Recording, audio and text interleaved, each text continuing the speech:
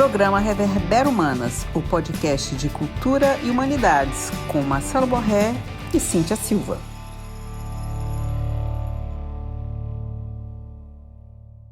Salve, salve galera, salve, salve moçada, professor Marcelo Borretti.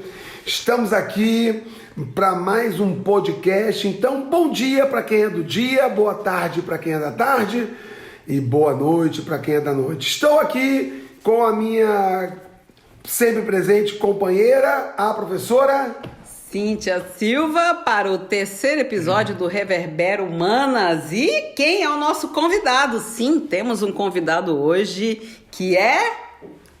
Yuri Gama.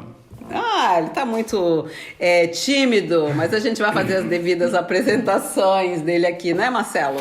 Exatamente, o Yuri Gama é um ex-aluno meu, que eu tive o prazer de trabalhar com ele, como outros grandes alunos, acabaram virando amigos, né?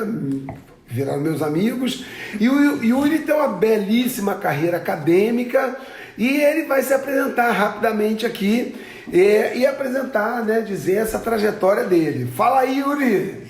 Sim, antes de passar a palavra para ele, né, deixa eu fazer as honras da casa aqui, né, e falar que o Yuri está aqui justamente quando a gente abriu aquela janelinha ali para perguntas de sugestões, e o Yuri prontamente sugeriu que a gente falasse sobre a questão urbana, né, e habitação, que é o objeto de estudo dele atualmente, né? Mas Yuri Gama nasceu no Rio de Janeiro, mas viveu em Florianópolis desde os 17 anos. É doutorando pela Universidade de Massachusetts, com foco em História Urbana e Habitação Social na América Latina. Atualmente escreve tese sobre políticas urbanas de construção de conjuntos habitacionais no Nordeste brasileiro entre 1890 e 1990. Atua como assistente de professor e realiza pesquisas em história digital, história pública e história contemporânea brasileira. E daí agora eu passo a palavra para o Yuri, contar um pouco dessa história, como é que esse assunto, né, entrou na sua vida e tudo mais. Yuri, antes de mais nada, fala um pouquinho da tua carreira acadêmica, né? Onde você, ao terminar o ensino médio, prestou vestibular, entrou e até chegar a essa condição hoje de um grande pesquisador. Depois que eu terminei o ensino médio aqui em Florianópolis, eu fiz Ciências Sociais na UFSC, né, na Universidade Federal de Santa Catarina, e eu trabalhei com movimentos sociais, né? Eu fiz uma pesquisa ao redor da ideia do direito à cidade e analisei o movimento Passe Livre, o Centro de Mídia Independente, analisei também as relações das comunidades com a questão do transporte público na cidade e as revoltas, né? Tudo isso ao redor da ideia do direito à cidade e as demandas populares. A minha trajetória de pesquisa foi toda em volta da ideia de entender as diversas faces da cidade, né? Então, não só questões dos movimentos sociais, mas também como as autoridades e as elites se portaram e suas relações com o urbano, né? Então, passando no meu bacharelado em Ciências Sociais, eu fiz um mestrado no qual eu estudei a relação da construção de rodovias nos Estados Unidos e bairros afro-americanos, né, que tem uma relação intrínseca. Então, eu também trabalhei com comunidades na Flórida, né, e eu estudei essa relação. Pensando no mestrado, eu comecei a desvelar sempre uma ideia, uma questão que me trazia, né, à tona, era sempre assim: o que eu vejo quando eu estou caminhando e quando eu estou dirigindo ou quando eu estou dentro do ônibus, né? O que eu vejo na cidade, né? Então, quando eu estava no bacharelado, eu pensava, as pessoas estão protestando porque a tarifa do ônibus está cara. Por quê? Como as pessoas veem que está cara? Como que influencia no dia a dia, no bolso das pessoas? Não tem linha suficiente. No mestrado, eu estou dirigindo sobre essa rodovia. Por onde essa rodovia está passando? Né? Quem construiu essa rodovia? Por que construíram a rodovia aqui? Por que neste lugar? Né? E no doutorado, eu retorno ao Brasil para estudar o Nordeste brasileiro, mais especificamente Pernambuco e Rio Grande do Norte, e eu pego uma relação agora focada na habitação social e nas origens e no desenvolvimento histórico, né, de construção massiva de habitação social no Brasil mesmo, né? Dirigindo por Recife e dirigindo por Natal, eu via prédios e prédios de habitação pública, né? De habitação social e popular. Explicar o que você, quando você fala de habitação social, né, para o pessoal que está ouvindo a gente, o que é isso? O que é a habitação social? São os prédios, né, e casas construídas inicialmente que teve como guia o Estado, né, juntamente com as empreiteiras e com empresas privadas, certo? Então, são habitações, são casas, unidades voltadas para dar habitação exclusivamente para os trabalhadores. Como surge em torno de 1890, inicialmente pela indústria, né? A indústria privada está construindo as habitações, você vê essa construção aumentando, né? Então eu parava para pensar o seguinte: como Natal, uma cidade teoricamente não muito industrializada em comparação São Paulo, comparação Rio de Janeiro, né? Como uma cidade como Natal tem tanto prédio, tanto conjunto habitacional? Se, em tese, a classe trabalhadora formalizada de Natal não é tão grande quanto uns grandes centros industriais. Ali você tem um setor de serviço que é maior, né? Então, eu tava me questionando, ok, então por quê? Como se deu isso? Né? Então, a partir daí, a partir dessa questão chave que eu desenvolvo as minhas pesquisas, né? Tentando sempre observar o construído, né? O ambiente construído e desconstruir, né? E entender a história por detrás do existente. E Yuri, tem uma coisa que sempre me incomodou muito. Eu vim do Rio de Janeiro, né? E morei na Baixada Fluminense minha vida toda, né? No município de Duque de Caxias. E uma coisa que sempre me incomodou no Rio de Janeiro era justamente o grande distanciamento que as áreas periféricas da qual eu sou fruto, né, das áreas mais centrais. Então, por exemplo, você concentra muitas coisas na cidade do Rio de Janeiro, no centro da cidade e na zona sul do Rio. Eventualmente, por conta do carnaval, você tem algumas coisas que se dissipam em outros bairros, né? Seja em outras cidades periféricas ou em outros bairros, por exemplo, como Vila Isabel, Tijuca e por aí vai. Você vê, como estudioso desse movimento urbano, alguma tendência de você facilitar a vida de quem não está nesses centros ou nesses espaços, digamos assim, privilegiados de produção cultural, ou não? Nessa tua pesquisa, você percebe isso ou não? Por exemplo, o Yuri,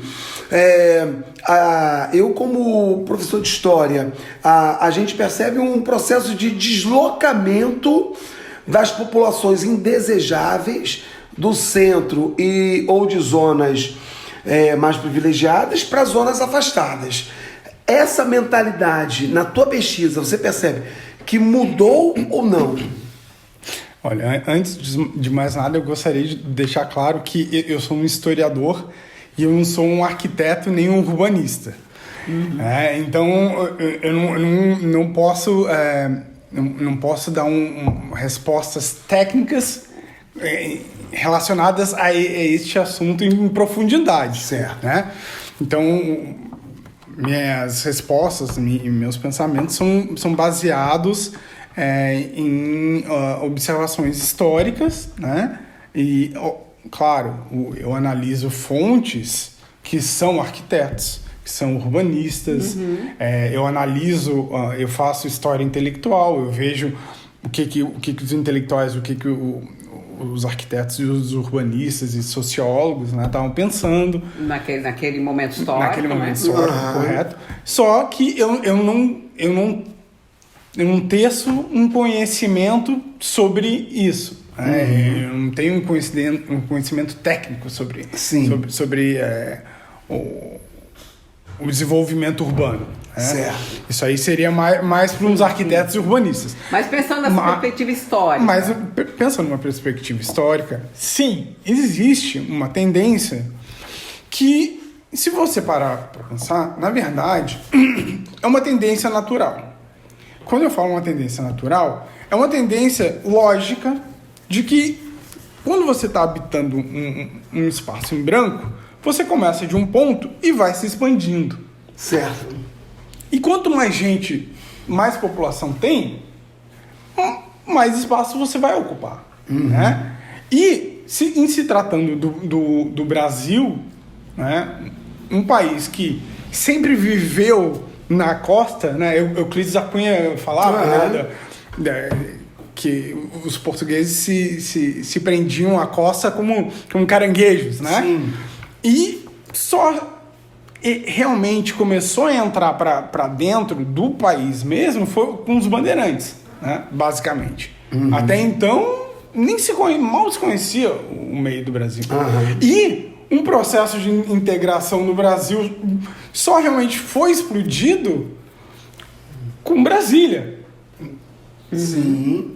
Natal só teve linha telefônica pública em 1971, 74, na década de 70, do século, né? 20, né? Então, sim, existe uma perspectiva lógica de você querer ocupar os espaços. E isso é saudável, né?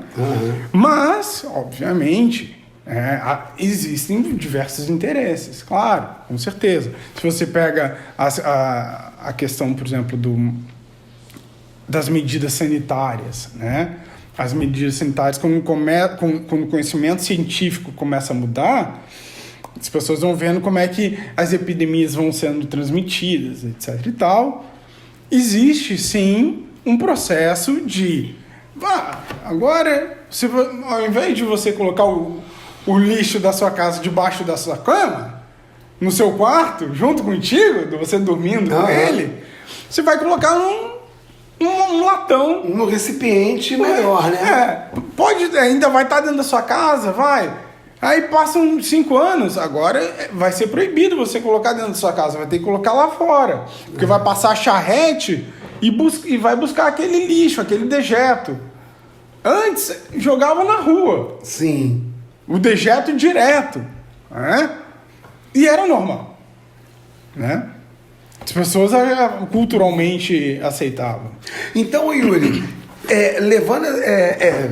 trazendo essa linha de raciocínio, a gente percebe então que há uma ação do Estado no sentido de normatizar o tratamento do lixo e a conduta que as pessoas têm. É verdade? Exatamente. Existe isso. De posturas, exatamente. Né? Existe isso, então. Certamente. O Estado assumiu essa empreitada? O Estado assume. Inicialmente, ele divide, ele não toma como monopólio, Sim. mas ele divide com empresas privadas. Tá.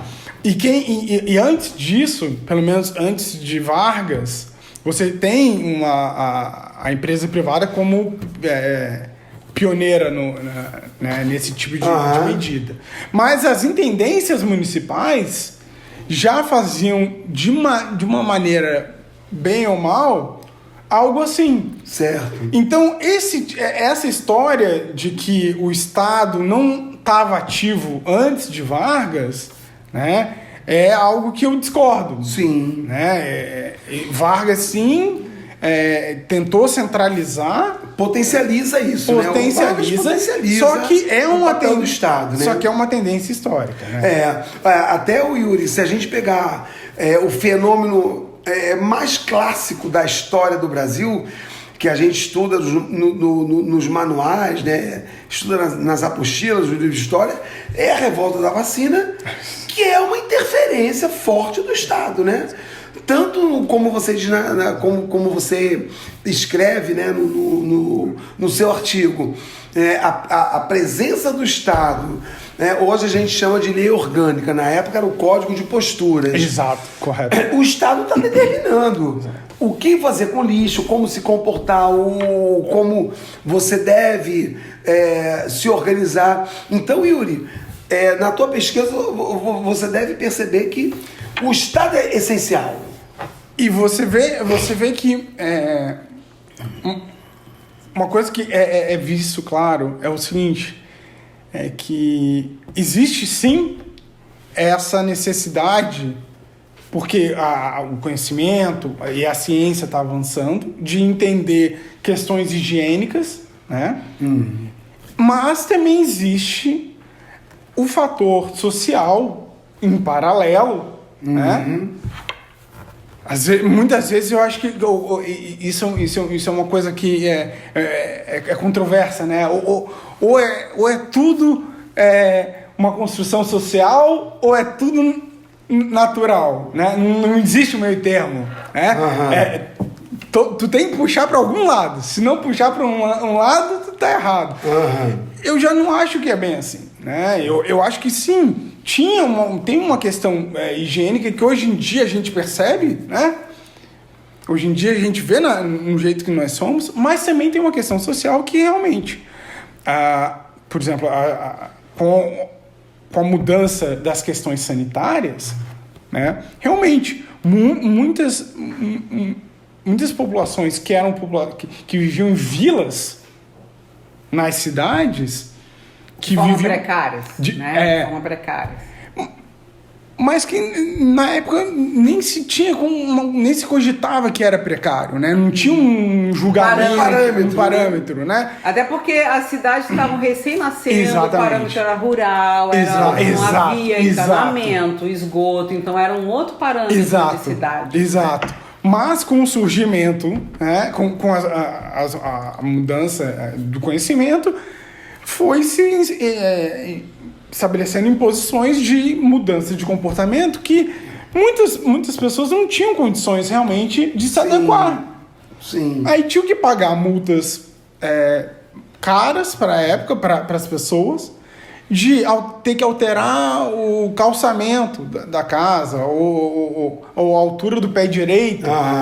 E essas pessoas não tinham condições. Então, obviamente, elas saíam daquela região e iam para uma região mais menos afastada. Nobres, né? Uma região mais afastada. Até voltando à questão que o Marcelo tinha trazido lá no início, né? Porque as áreas mais valorizadas acabam sendo a proximidade, né, do centro dos serviços, porque você acaba... Exato. Quando a cidade não é planejada, como eu nasci numa cidade planejada, que é Brasília, né? Então é um parâmetro de cidade diferente que cresce, né, de forma espontânea e que você vai moldando a cidade conforme para onde ela cresce, dependendo da cultura, dependendo de onde as pessoas vieram. Mas o que ele perguntou, né, que algumas áreas acabam se valorizando com o tempo e as pessoas mais pobres acabam indo para periferia da periferia da periferia, né? E aí essa lógica de cidade acaba sendo o que prevalece, né? Então, dentro dessa história aí da questão da moradia social, como é que essa entra na composição? Não tenha dúvida. Quando você tem um surgimento do centro da cidade como o acolhedor, né, de tudo que a cidade oferece, né, toda a infraestrutura, você atrai uma parcela que pode pagar para ter acesso àquela infraestrutura, né, que vai ser mais cobrado. Quanto mais infraestrutura você tem acesso, mais é cobrado, né? Quanto menos, menos. Então, acontece isso, né? A população que não tem tanto acesso tem menos serviço. Tem que se deslocar em menos serviço. Então, o que ocorre? Aí sim, você vê que o processo de espraiamento da cidade, né, é um processo em que os subúrbios brasileiros, especificamente, são acolhedores de populações de menor renda, né? E, consequentemente, de conjuntos habitacionais, né?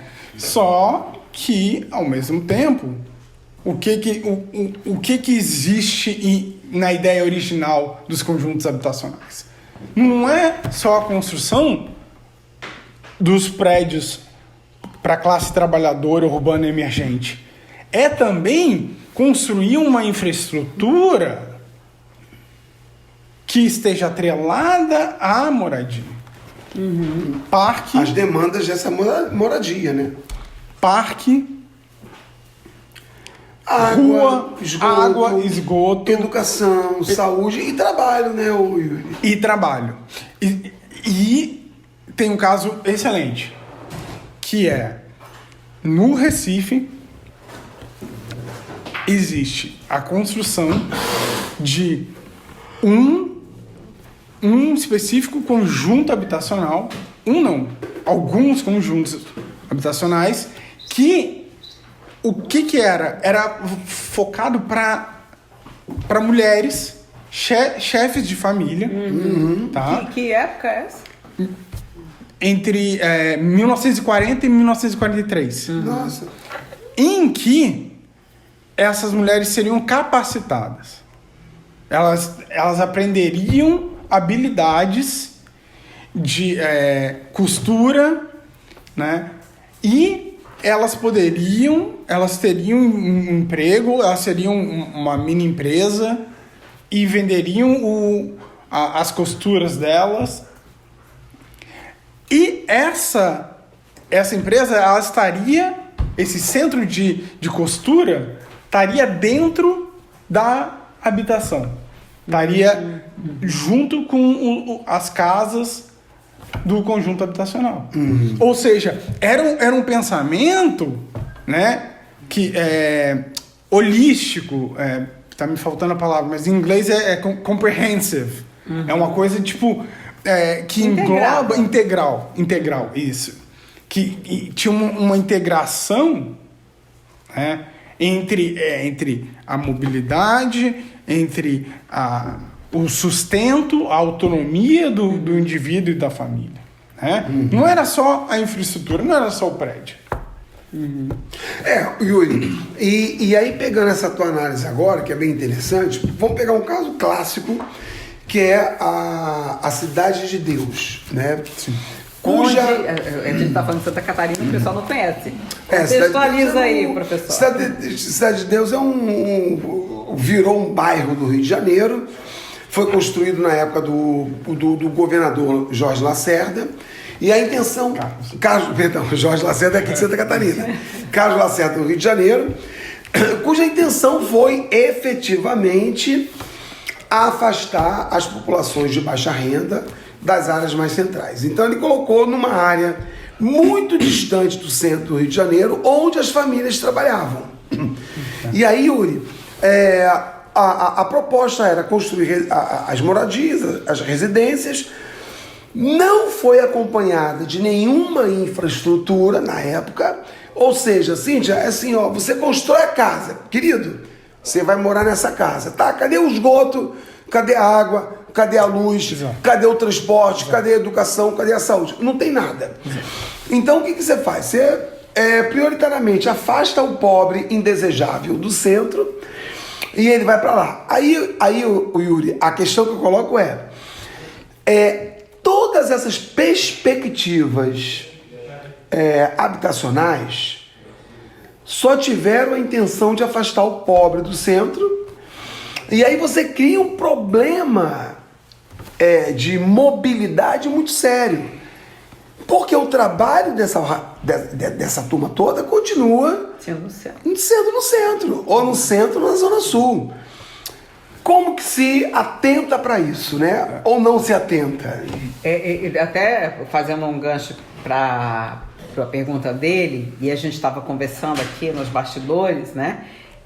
Sobre um dos ramos aí da sua pesquisa, que é a questão, né, urbana também, que passou, já que é histórica, aproveitando a questão da literatura, e você estava nos contando sobre essa relação lá do livro Cortiço, do Aloysio de Azevedo, com Cidade de Deus, que é justamente, né, era um problema e depois se buscou solução, e como é que foi esse trâmite tudo dentro dessa lógica que o Marcelo falou.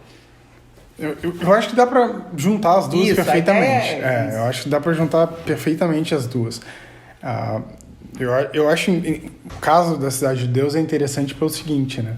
Pelo fato de que a Cidade de Deus, ela surge como um dos projetos da Aliança para o Progresso. Exatamente. Com o Carlos Lacerda no Rio de Janeiro, em 1961 e 63, sabe? E que é um sistema padronizado, repetido em Natal e em Recife também.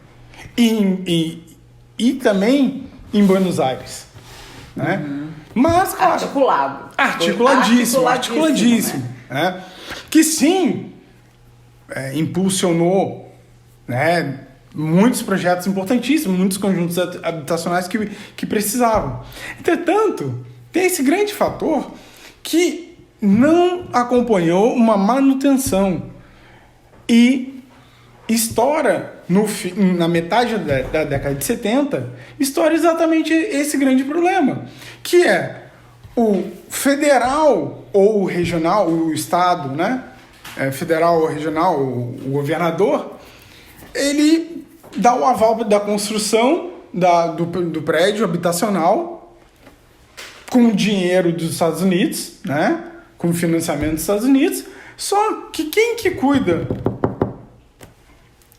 da água, do esgoto, do transporte? O município. Os municípios, a esse ponto, estão na falência, não tem dinheiro. Uhum. E eles não conseguem prover isso. Não, tem os prédios lá, tem as pessoas morando lá, só que não tem água, eletricidade, não tem transporte, não tem acesso, não tem a rua de acesso do prédio. Entendeu? Carteiro não chega. Não. O carteiro não chega. E isso ocorre em grandes bairros que são bairros planejados, que são conjuntos habitacionais. Então, aí vem a relação do Aloysio Azevedo e do Paulo Lins, né? Cortiço e Cidade de Deus. Cidade de Deus. Exatamente. A análise que eu faço, né, é exatamente essa, que você vê ali o Aloysio Azevedo viveu entre 1857 e 1913, numa época em que a urbanização no Brasil não era nem urbanização em si, eram uns traços surgindo, alguma coisa estava mudando. Uns traços modernos, né? E que tem um crescimento brutal demográfico e um surgimento dos cortiços. Né? Você vê tanto no Paulo Lins e Aloysio Azevedo traços de naturalismo, né, e de realismo muito fortes. Né? E o que demonstra, o que mostra, né, ao mesmo tempo, um período onde muitas epidemias estão correndo, né? Sim. E muitas coisas estão mudando. Não havia condição de saneamento básico, né? Não. E aí aquela aglomeração de pessoas acaba... Surgem, né, os códigos de postura, né? E você vê o mocambo, você vê a favela, você vê os cortiços como um problema social, né? Por um lado. Por um outro lado, você vê que mocambo, favela e cortiço não são o problema, mas eles são o resultado do problema que está relacionado com a desigualdade social. Exatamente. Com uma pobreza que está relacionado com uma falta de desenvolvimento do Brasil, né? Uma falta de integração do Brasil, da economia brasileira. E você vê, porque você vê que não existe uma diversidade da economia brasileira. E aí, como é que você vai investir em habitação social se você não tem material massivo suficiente para construir? A habitação pública só surge mesmo em 1940, 10 anos depois que Vargas começou com a ideia de focar na industrialização. E mesmo assim, surge aos trancos e barrancos. Cimento, era aquele cimento Portland. Sim. Nem aqui tinha no Brasil, sabe? Então, o que eu faço? Eu faço eu costuro junto com o Paulo Lins, quando o Paulo Lins traz o livro Cidade de Deus, ele escreve. Por quê? Porque ele traz a Cidade de Deus com as mesmas características daquela diversidade cultural, racial, traços fortes de um cotidiano, de uma vida amargurada, de uma vida batalhadora, que o Aloysio Azevedo traz no Cortiço.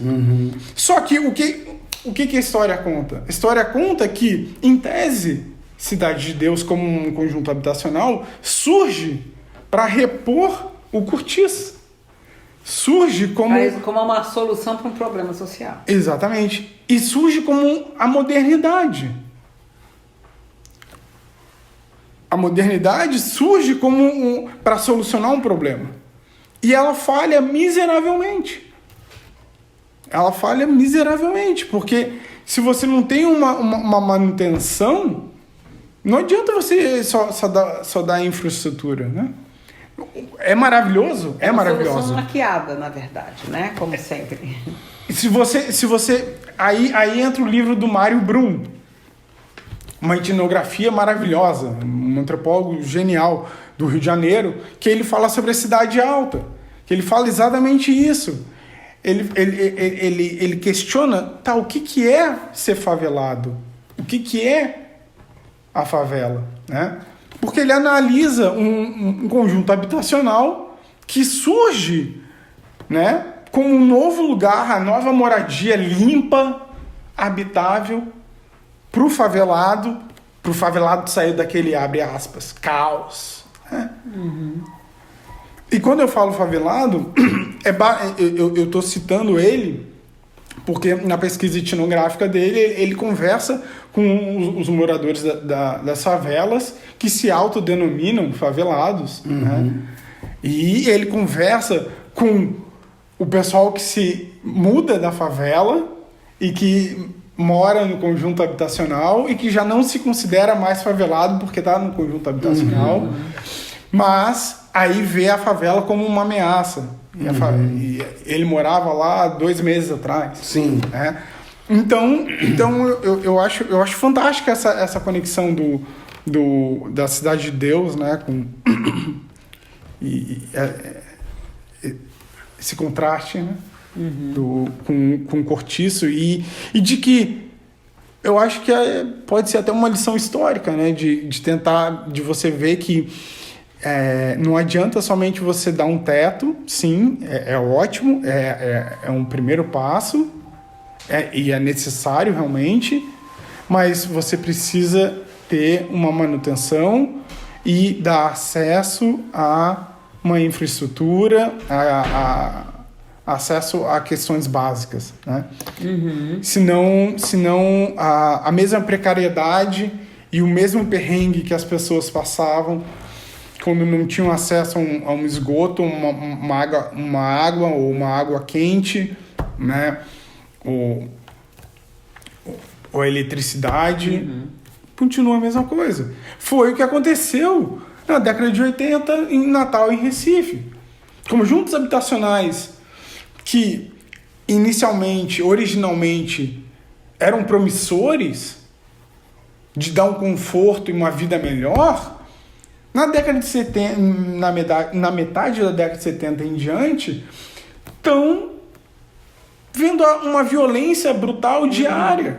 Estão vivendo uma vida desgraçada, né? Abre aspas, né? Dito pelos próprios moradores em entrevistas da própria época, né? Bairros como Candelária, em Natal, Cidade da Esperança, né? São bairros que surgiram com conjuntos habitacionais promissores, com uma infraestrutura promissora. Até tinha flexibilização. Eram construídos de maneira que o morador podia fazer uma mudança estrutural dentro da própria casa. Escolher. Claro, porque o Estado tinha observado. Olha lá no Mocambo, fizeram uma janelinha extra. Vamos fazer uma coisa pré-formatada, mas deixar que alguma parte o residente molde a sua maneira. Mas revoltas acontecem. Movimentos sociais. A partir da década de 70, muitos movimentos sociais surgem. Movimentos que já tinham uma incipiência lá atrás, na revolta da vacina, em 1930, 1925. Coisa bem incipiente mesmo, né? Mas que explodem a partir da década de 70, né? E, curiosamente, demandando a casa própria, né? Demandando o terreno em seu nome. Sim. Então são os primeiros programas habitacionais, exemplo, eu não sei se teve um mais antigo, tinha o tal do BNH, se teve antes, tinha um outro nome, que eram esses programas de habitação popular, né, que a pessoa tinha justamente esse sonho da casa própria. Exato. Né, começou com essa coisa de você tirar dos grandes centros, né, e até o Rio de Janeiro, um exemplo, que Florianópolis também, que você tem uma favela no meio da cidade, no Rio de Janeiro é forte ainda, e eles não conseguiram tirar ali, por exemplo, algumas favelas ali da boca ali da... Aquela no Leblon, né? Como é que é o nome? Como é que é o nome? Que tem meu pai falou outro dia até. O ali perto da Gávea, né? Não, Leblon e o Gávea são coisas diferentes. Tá, então essa questão de ali no Rio de Janeiro está muito interligada. Algumas o Estado conseguiu, o Vidigal, né, o Morro de Vidigal, conseguiu colocar para longe, outras estão ali, numa área considerada nobre, né? Então fala um pouco sobre isso e já pegando ali uma questão nova que tem aparecido hoje, que é o processo de gentrificação dessas regiões que hoje foram recuperadas, né, dos centros. É uma coisa decadente, que tinha uma população mais simples, mas que quando você faz essa recuperação, acaba valorizando demais, essas pessoas acabam indo para mais longe também, né? Eu acho que historicamente vendo, o processo de gentrificação sempre existiu, né? Na verdade. Assim, é um processo que se você vê gente com dinheiro alterando os lugares, Sempre existiu. Vai fazer isso, essa modificação. Exatamente. Né? E se você tem um jeito de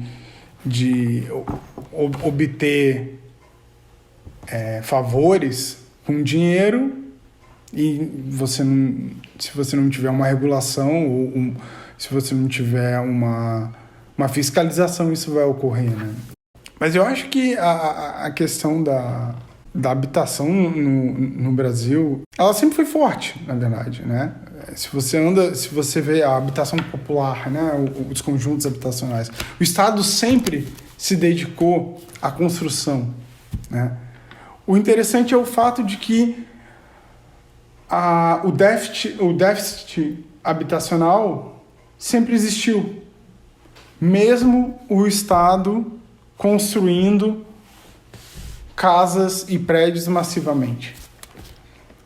E assim, eu não sou expert nessa área, eu não entendo tecnicamente, mas eu sei de uma coisa, eu sei que os experts e os técnicos ainda não acharam uma solução, né?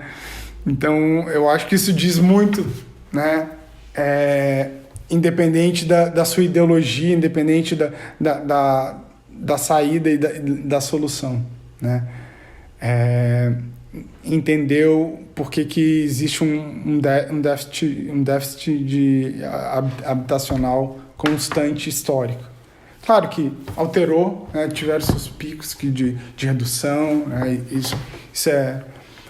Isso é analisável, mas eu acho que o contexto histórico explica muito, né? Vendo as autoridades e as elites trabalhando, tendo esse interesse na construção de habitação, me levou a pesquisar isso, né? Entender. Até porque, né? Exatamente. Que estavam por trás. Exatamente. Então, a minha pesquisa, ela analisa as origens, né?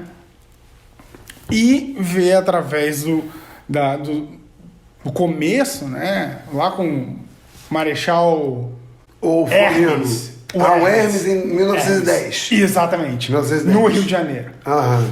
Foi pioneiro. Marechal Hermes é planejado. Uhum. E foi construída para os trabalhadores. Sim. Desde lá, então, o que acontece? Você vê a questão da mudança das medidas sanitárias e higiênicas sendo impostas, muitas vezes em paralelo, sendo educadas, sendo ensinadas também, porque não foi só uma imposição, foi imposição com certeza, teve segregação, teve expulsão, mas também teve muita educação. Tiveram programas de educação para entender por que você tinha que pegar o dejeto, não colocar debaixo da sua cama, e sim, né, numa latrina lá fora, num latão. E você vê esse processo da construção habitacional com uma destruição massiva de mocambos, né? Um despejo massivo do sertanejo, né?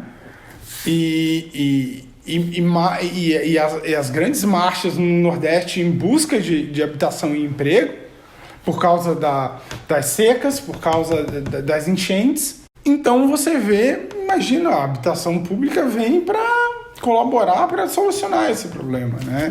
Então, esse é um grande ponto-chave, né?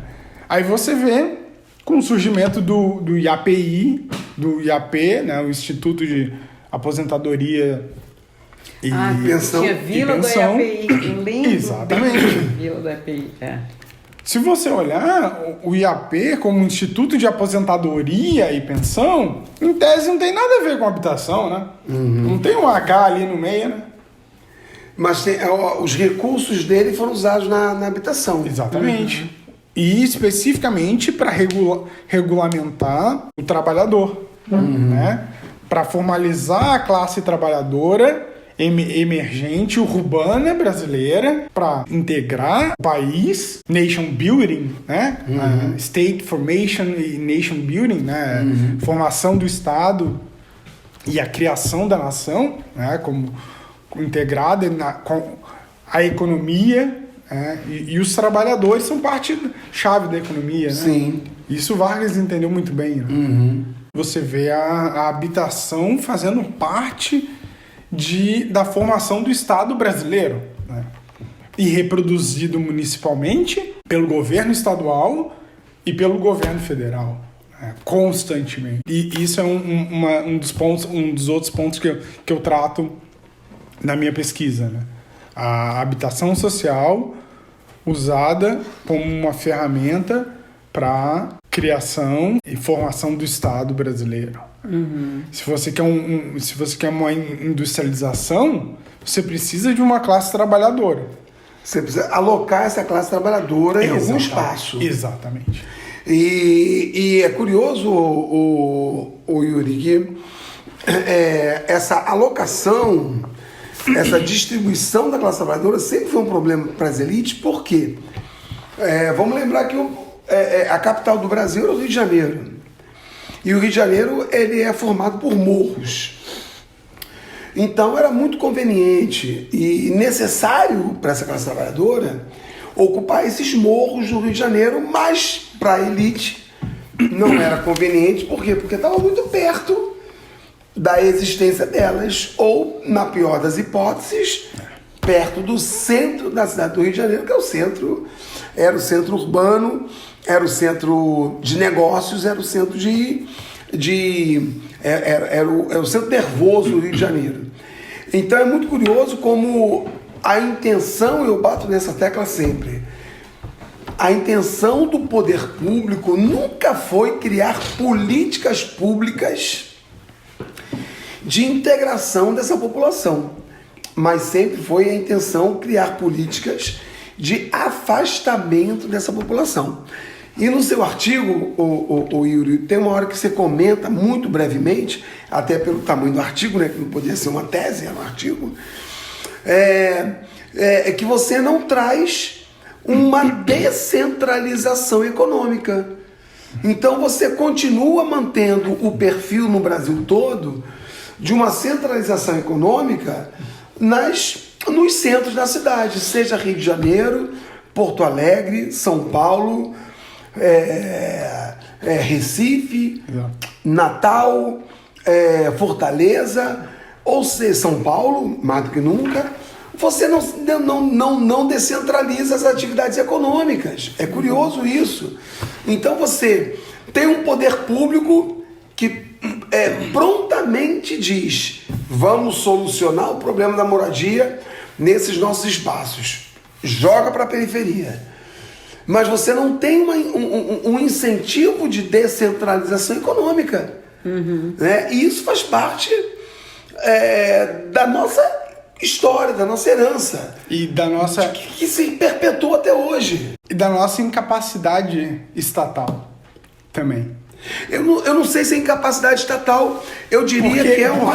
Não há interesse também. Não há, eu acho que é um desinteresse estatal nisso. Na verdade, o Estado brasileiro nunca realmente monopolizou a construção de habitação social. Não tem capacidade estatal e força em comparação ao Estado dos Estados Unidos de ter as empresas próprias, né? O Brasil só foi ter papel higiênico próprio em 1961, sabe? Tipo, o cimento, né? São pequenas coisas que você vê que isso faz parte, que a gente não para pensar, mas se o Estado realmente fosse para ter um controle total da economia, né? Ele teria que ter uma empresa de cimento, entendeu? O nosso Estado é privado, né? O nosso É um estado, estado privado. ele é um estado privado. Para atender o interesse privado. Olha, se Ele você comparar atende- globalmente, Ele atende os interesses privados. Ele não, Não, atende o assim, interesse público. ele Né? O nosso estado sempre foi feito para isso. Mesmo quando construiu estradas, era para quê? Portos, estradas. não, assim, os interesses sempre haverão interesses privados, porque todo mundo é indivíduo. E todo indivíduo tem seus interesses públicos e seus interesses privados. Né? Mas sim, claro que quem tem. Óbvio que você vai ver que quem tem mais dinheiro tem mais acesso ao poder, né? E tem suas relações bem melhores, mais sólidas com o Estado, e com certeza vai poder manejar isso, né? Mas se você olhar para a história da habitação pública como um serviço público e como ela falhou miseravelmente no mínimo do mínimo, né? Até pensando, não, eu quero a classe trabalhadora que tem uma vida saudável para produzir, para ter uma economia forte. Porque o capitalista ele precisa de uma economia forte. Ele não pode simplesmente colocar a classe trabalhadora lá no quinto dos infernos e não estar perto da indústria dele. E não estar saudável e não ser tecnicamente hábil e ter o conhecimento necessário para produzir, porque senão a empresa do cara não vai para frente. Ele precisava disso. Ele precisava de gente capacitada. Então, o Estado nunca teve a capacidade de garantir isso. E eu acho que era do interesse do Vargas de ter uma classe trabalhadora minimamente capacitada e ter um bem-estar e ter uma casa boa, assim. Eu creio firmemente que tinha um interesse em ter uma população saudável, só que não conseguiu efetivar. E claro, obviamente, existe, né, toda uma questão de que com os bairros gentrificados, existe outros tipos de capitais que não se interessam, né, pelo avanço econômico do país. Que são capitais que estão desatrelados ao desenvolvimento. Esse é o tipo do cara que não está nem aí para... E aí sim, esse cara é o sujeito que quer realmente fazer a limpeza social, né? E que não tá nem aí. E aí sim, aí você vê a gentrificação ocorrendo de maneira que você vê uma empresa pura especulação que compra um prédio inteiro no centro e expulsa todos os moradores de lá. E aí você vê realmente como isso afeta, e aí os moradores que estão lá, que são moradores que têm emprego na redondeza, vão realmente para isolados, para uma região que a prefeitura não tem a menor vontade, nem política, nem econômica, nem nada, de fornecer nada. Para onde é que eles vão trabalhar? Numa região que vai ser um bairro só de moradia, não de uso misto. Né? São os bairros, os dormitórios, né? Dormitórios, as cidades dormitórios. Exatamente. Em Brasília, as cidades satélites funcionavam Mas muito é o que, também, né? é o que marca todas as grandes capitais brasileiras. Pós 1970, é exatamente isso aí. É exatamente isso. E é 1970 por uma razão simples, né? Você tem, nos anos 50, um crescimento de certas áreas que gentrificam quem mora ali e expulsa para as periferias. Mas nunca foi uma preocupação, nenhum governo brasileiro teve a preocupação de você ter um trabalhador minimamente próximo do emprego. Nunca teve. Nunca teve. Mas eu queria mudar um pouquinho, o Yuri. E pegando aqui o livro no qual você tem o teu artigo, o livro está assim, ó, As Cidades e a Covid-19. Isso que eu ia puxar. eu gostei muito do subtítulo. Necessidades, expectativas e tendências. Então vamos lá, Yuri. Quais seriam as necessidades, quais seriam as expectativas e quais seriam as tendências? Eu só vou querer fugir daquele lugar comum porque, olha, eu frequento boteco e eu cansei de ouvir de botequeiro o novo normal. Só não me fale nesse novo normal, porque isso é uma falácia, é uma mentira, é uma invenção. Não existe hoje novo normal. Existe uma busca da antiga normalidade. Mas eu quero voltar e dizer, Yuri, quais seriam as necessidades das cidades? Quais seriam as expectativas e quais seriam as tendências? E como é que a Covid impactou também? Eu vou acrescentar. Boa, Cíntia. Quer começar por onde? Necessidade, expectativa ou tendência? Pô, o mais legal seria deixar a tendência por último, né? Então manda aí, tu que manda, tu é o convidado. O convidado manda aqui. A expectativa, eu acho que a pandemia, historicamente, ela tende a segregar. Interessantemente, a ter saltos tecnológicos também, né? Certo. Saltos tecnológicos e científicos também, né? Acho que se você olhar em todas as epidemias, né? Historicamente, pragas, né? Sempre rola um salto tecnológico. E tem um esforço coletivo concentrado na busca da solução de algo emergencial. É isso que motiva, né? É verdade. E a produção de vacinas, né, também influencia aí. Surgimento de milionários, surgimento de bilionários também, né? Uhum. E de muitos pobres com a pandemia.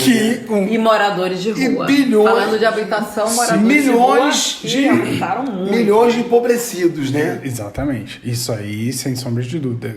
Quando se tem... Bom, você pega Florianópolis, por exemplo, no caso de Florianópolis, que mesmo assim, nacionalmente, foi, em comparação, não foi tão afetada assim quanto, por exemplo, sei lá, Recife ou na questão do desemprego comparativamente, por exemplo, o estado de Santa Catarina teve um desemprego menor, né? O termo não é lockdown, assim, tecnicamente não era o que a gente fez, não foi um lockdown, tecnicamente, né? Mas quando você uma restrição. Quando você medidas tem restritivas. Uma medida restritiva onde acaba-se fechando integralmente comércio, né, e todo espaço público, né, as empresas fecharam. Algumas fecharam temporariamente, muitas fecharam para sempre. Muitas pequenas fecharam, né? Sobretudo as pequenas. O desemprego foi automático. Né?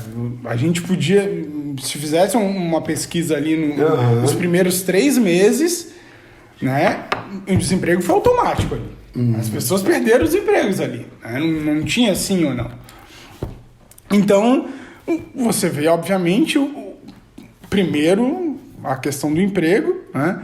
Mas você vê a questão direta da questão, a questão do emprego diretamente ligada com a questão habitacional, porque majoritariamente o mundo é um país dos aluguéis, né? Sim. Tem até um livro, né? Um livro interessante sobre isso, né? Então, se você não tem salário, você não tem renda, você não paga aluguel. Você não paga aluguel. Você vai pra rua. Aí existe, né?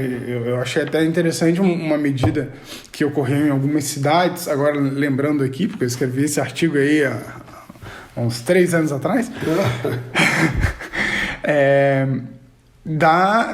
da medida que acabou sendo uma medida pública tomada por prefeitos, né? De pegar hotéis privados inteiros, né?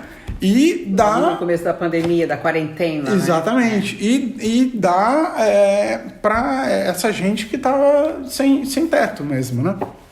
Que eram caminhantes. E isso aí foi uma coisa que se espalhou pelo mundo, né? E uma coisa meio automática, assim. Instintiva, digamos assim, né? Por quê? Existe sempre um medo do caos tomar conta, né? De revoltas acontecerem, né? Então, prefeitos e autoridades, né, acabam construindo habitação pública com esse intuito de mitigar, De frear, né? de frear uma pobreza extrema que cause Um caos. trazer uma ordem, né? A famosa ordem em progresso, né? Desordem, né?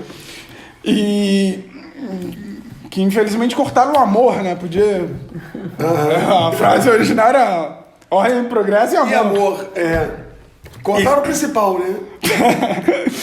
Então você vê, né, essa questão da pandemia ligada intrinsecamente com a questão da casa e como altera brutalmente, né, o modo de vida, né, aí trazendo trabalho remoto, né, e trazendo o tal do QR Code, que pra mim podia abolir isso. Não aguento mais ficar vendo... Tá no celular? Para evitar o contato. Já passo com o celular 24 horas e ainda eu saio na rua, eu quero, né? Espairecer, Eu quero olhar pro céu, quero olhar pro sol, né? Quero olhar pra natureza. Aí, maluco, lá pra entrar no prédio eu tenho que Mostrar o QR Code que... Eu tenho que sentar num restaurante, eu tenho que ler um cardápio no QR O QR Code. Não, isso aí eu não leio. Não dá, né? Isso eu quero deixar claro aqui, meu protesto.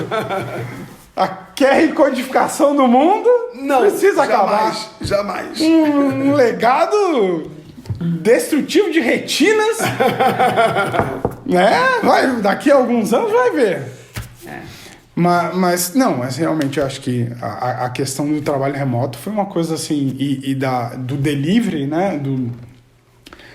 É interessante que o Airbnb tem um pico, o Uber tem um pico, claro que depois tudo cai, né? Aí Bitcoin tem pico. Mas isso se acelerou, né? A pandemia acelerou com certeza, isso, né? Com certeza. Acelerou. Eu acho que era uma tendência histórica já, com certeza. A internet da vida, né? Que eles chamam, né?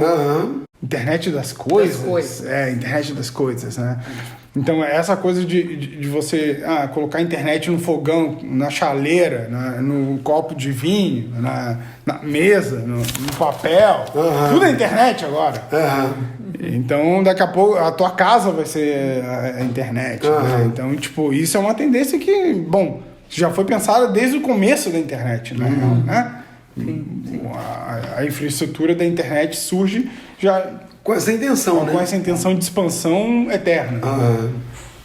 Mas você vê que muda a vida privada, né? Porque você vê o mundo público sendo integrado no mundo privado, né? Sim. Então você começa a estudar na frente do laptop, na frente do celular, você começa a ler na frente, né? Você começa a fazer tudo, você aprende tudo que você tem que aprender na sua vida na frente do laptop e do celular, né? Acaba a interação do ser humano é mediada por uma tela, né? Sim. A interação do ser humano com o mundo, né? Entre seres humanos. Né? Agora, com certeza, isso durante anos, e agora a gente está vendo as repercussões, e ela vai reverberar por anos seguintes, o estudo dos resultados, né, desse tempo. Por quê? Assim, para mim é uma coisa muito clara. Você comenta ali no seu ensaio, né? Essa questão. Por favor, assim, porque eu não lembro de nada. Mas eu li. Essa questão, né, do impacto que a gente sabe que teve a questão do trabalho ser feito em casa, da escola ser feita em casa. Exato. Né? Isso teve impacto na forma de aprendizado, inclusive negativamente, né? As crianças com uma dificuldade de ler, de escrever, de foco, né? O trabalho tendo que ser ressignificado, os podcasts com barulho de cachorro passaram a ser o novo normal, como diz o Marcelo, né? Então isso teve impacto, Mas na vida, na casa das pessoas, teve gente que saiu de onde estava, não precisava pegar trânsito, você tinha que pegar 3 ônibus para chegar no trabalho, passou a trabalhar remoto. Contudo, entretanto e todavia, tem uma grande parcela da população que não existiu quarentena, não existiu trabalho remoto, que estava ali no hospital, que estava no supermercado, que estava no delivery, lixo. recolhendo lixo e no delivery, né? Sim. Então, assim, foi um abismo que já era grande, ficou assim, Sim. uma cratera, né, inalcançável, Com né? certeza. E a questão da habitação, como outras tantas, como a questão da educação e da saúde, são piores ainda, né? Aumento de número de pessoas, de população de rua, e a gente estava até falando aqui, que é o que a gente, no final, a gente tem uma partezinha que a gente deixa para as dicas culturais, a gente estava falando do filme do Nomadland, né? Você passa nos Estados Unidos, mas é uma realidade de vários lugares, que é o que você até comentou, né? A pessoa perde o emprego e ela não consegue mais pagar a casa dela, e ela vai morar no carro, literalmente, né? Então, passa a bola aí para você. Não, isso aí é muito visível, né? Em países ricos, inclusive, né? Então isso só para mostrar que a riqueza, ela é concentradíssima. Acho que morar no carro, na verdade, uma coisa, até um Luxo. certo privilégio do sem-teto americano, por exemplo, né? E às vezes, na verdade, são escolhas próprias, as pessoas nem foram forçadas, assim, em tese, né? Mas trazendo como uma questão de problema social, isso aí, sem sombra de dúvida, você vai ver que se você não tem uma habitação perto de um emprego, você não... A pessoa vai ter que pegar 3 horas, 2 horas de trem, 1 hora de ônibus para chegar no emprego. Então ela vai ter que pegar um emprego, né? Algum emprego ela vai ter que ter. E tem alguns técnicos, né? Alguns planejadores urbanistas, né? Que pensam que a hora de trabalho deveria ser contada a partir do momento que a pessoa entra no ônibus. O deslocamento como trabalho. Né? Uhum. E aí também tem... claro, Tanto que é considerado, no Brasil pelo menos, é considerado acidente de trabalho se você tem algum acidente no percurso de casa para o trabalho. Né? Pois então. E você vê, claro, também outras tendências que estão surgindo agora, mais com a relação do mundo né, tecnológico, de até fazer a semana de trabalho de 4 dias. Né? 4 dias de trabalho mais eficiente, né? Com menos reuniões, mais e-mails, né? Menos e-mails e mais sim e não, né? Daqui a pouco você nem precisa curtir essa coisa. Faz tal coisa, sei lá, curtir. Mais eficiente, né? E 4 dias ao invés de 5, né? Já tem algumas empresas que já fizeram... Mas há que se tomar muito cuidado com isso, porque esses 4 dias em 5, na verdade, são 4 dias que você não... É um dia que você não se desloca, mas que você em casa... É intensificado o trabalho. É intensificado. Você cobrado. O que aconteceu na pandemia? Isso é muito problemático. O que aconteceu na pandemia? É um mundo público entrando no mundo privado. Você estava trabalhando, na verdade, 24 horas. Que se você entrar num doutorado, não tem hora para nada. O doutorado é isso aí. 24 horas fazendo tudo. Mas você não é trabalhador de uma empresa. Você é um pesquisador. Você faz o teu horário. Eu, como trabalhador, me sentia muito incomodado quando eu recebia um e-mail. Claro, um e-mail não. Um e-mail não. Um WhatsApp. Às 8 horas da noite de um sábado. Exatamente. E isso me deixava muito incomodado. Então, essas barreiras e esses foram destroçadas. O limite, o respeito ao descanso do trabalhador, Zero. ele foi superado. Ele foi jogado no lixo. Acabou. Então, isso aí é uma coisa que... A WhatsAppização exatamente, que isso que eu da vida... Da vida do sujeito. No Brasil foi um choque tremendo. Foi um choque tremendo. Porque... Então, e isso aí é algo que depõe contra o remoto. Porque eu entendo, Yuri.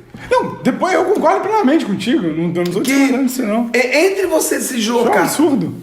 1 hora, 1h30, 2 horas... Até porque eu sou forçado a olhar o celular, porque eu não quero olhar o celular mais. Você se deslocar para o trabalho. Eu gosto da aula. Eu gosto de ter o contato físico com o aluno, olhar, perguntar. O meu emprego é diferente.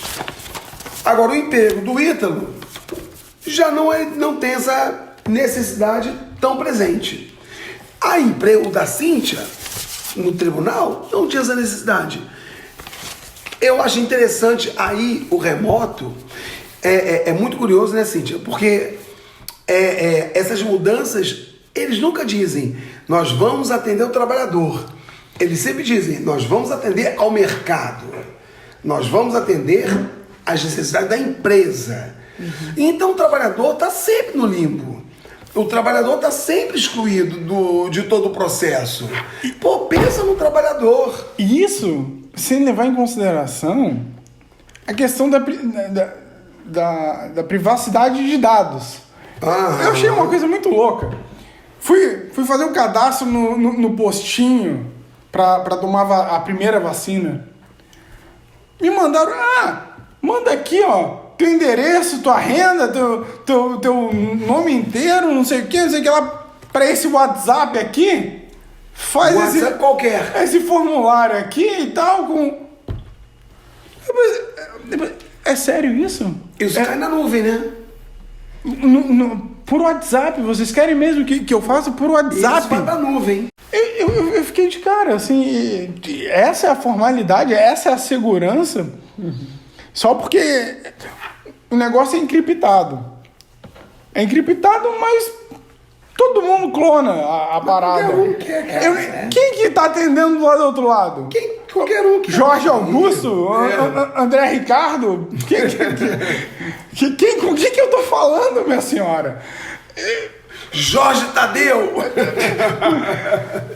Então, sabe, tipo, é uma coisa que eu cito, né, que eu falo aí nesse ensaio, né, sobre que a internet e outra coisa, né, o trabalho remoto com a luz caindo não tem eficiência nenhuma, né? Com a internet caindo, né? Com a internet caindo, se a internet caísse, ok, mas cai a eletricidade, né? A infraestrutura tem que atender essa demanda. Tem que atender essa demanda. Você está oferecendo e está propondo fazer essa transição da internet de todas as coisas aí. Ou cada vez que eu falo essa expressão eu mudo, né? Já falei umas 7 coisas diferentes. Internet de todas as coisas, internet das coisas, A coisa das internets. Sim. Bom, então, Yuri, esse nosso papo hoje aqui, o pretexto foi justamente, além de te ver, né? Justamente trazer também essa sugestão de pensar a questão urbana do ponto de vista histórico, como você falou, né? Você frisou que não é urbanista, mas a questão do olhar multidisciplinar e do ponto de vista histórico, porque pra gente entender o hoje, e como o Marcelo frisou bem na questão do ensaio e as perspectivas, né?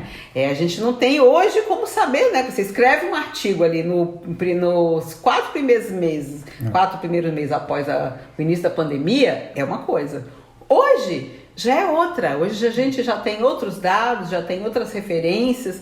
O novo normal a gente viu que não é normal porra nenhuma, né? Virou o velho normal, um piorado.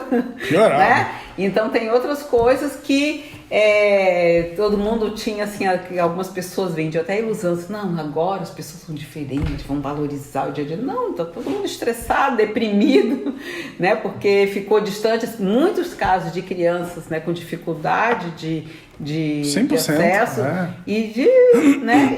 de todos os tipos, né, então... A inadimplência nas escolas aumentou tremendamente, né? E evasão também, isso. né? Evasão, né? Não inadimplência. A pessoa passa o tempo fora do português, confunde inadimplência com evasão. Evasão. Inadimplência. Eu tô assim, inadimplência. Não, evasão. Porra, quem é o Yuri? O Yuri sabe, é evasão, porra, cabeção. Ela entendeu. Eu entendi. Qual o preceito básico da comunicação? Tu fala, o outro entende. Eu não entendi. Eu não entendi. Pra mim, inadimplente, capitalista pra caramba. Era evasão, né? Então, aí agora, né, eu queria que a gente entrasse já caminhando para o final aqui do nosso papo de hoje, né, que a gente começou ali timidamente falando de tudo um pouco, como é o nosso costume, né? E aquele momento de dicas culturais. Antes, bizarrices. Foi de propósito. Bizarrices da pandemia. Bizarrices, né? Bizarrices aí, tem alguma bizarrice ou... Começa a tua aí primeiro. Eu começo a minha. Ítalo, tem bizarrice, Ítalo? Tem que lembrar aqui. Eu tenho uma bizarrice. Pra mim, a maior bizarrice dessa pandemia, protagonizada pelo desgoverno que a gente tem, é o negacionismo. Você negar a ciência, você negar o conhecimento, você demonizar a universidade. Isso pra mim não tem bizarrice mais absurda. É você pensar igual ao Talibã. É você voltar para a Idade Média. Então, negar o conhecimento científico duramente produzido por cientistas, principalmente do Brasil, né, por pessoas que lutam com poucos recursos, que lutam contra governos e empresas privadas, você demonizar a ciência, o professor, o ensino acadêmico, é para mim a grande bizarrice que fica dessa nossa pandemia. É escroto, é o termo mais sutil que eu tenho para usar. Então fica aí a minha bizarrice aos negacionistas, aos anti-vacina, aqueles que demonizaram o cientista e o professor. Então para mim a bizarrice é essa, é escrotidão. Pô, eu tava... Achei que era... E eu tô calmo, hein? Eu tô calmo. Eu achei que era a sessão do humor, eu ia falar que a maior bizarrice era o QR Code. Mas agora tu falou nessa... Eu ia dizer, não, porra, bizarrice é o QR Code, eu sou contra. Eu ia até bater na mesa. Então, bate na mesa. E eu trabalho para editar isso aqui. Não, a batida tem que ficar. A batida é símbolo. É o símbolo da bizarrice. Tá certo, assim embaixo. Então, Yuri, dicas culturais. Manda a sua. Já que não tem bizarrice. Porra. Dicas culturais. Você deu duas. Os livros. Cidade de Deus. Pô, mas Baita livro, filme também. É uma dica cultural do século passado, maluco. Pô, não foi mal, cara. O filme é 2001. Mas é um livro, né? É o livro, né? Não, mas pode ser do século passado, do retrasado também. Eu vou falar do Cortiço. Isso. Exatamente. Pois é. Mas eu não sei se é a mesma da Cíntia, mas é um filme que nós vimos juntos, né, amor? Que é o Nomadland, que é um filme muito bonito, muito bacana. É triste? É triste, mas ao mesmo tempo mas é realidade. É triste, mas é um filme que te faz pensar valores, né? E é um filme. E eu tinha comentado com você, inclusive foi um outro podcast que eu fiz com a Daniela Stoll, né? Conversando com ela sobre a formação dela. Ela está fazendo mestrado em literatura, mas a formação dela é arquitetura e urbanismo.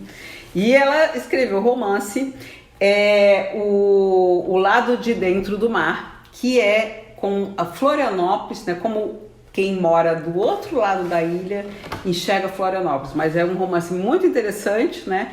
E que tem uma relação profunda com a questão da habitação, com a questão da cidade. E a cidade é praticamente um personagem no livro, né? Então, isso é uma dica cultural. E vou deixar um link aqui para o outro podcast, né? Que foi a conversa com ela sobre a relação literatura e cidade, né? Que tem a ver com cortiço, que tem a ver também com o próprio Cidade de Deus, né? Vou dar uma dica cultural aqui também. O livro Cidades Invisíveis, do Ítalo Calvino. Sim.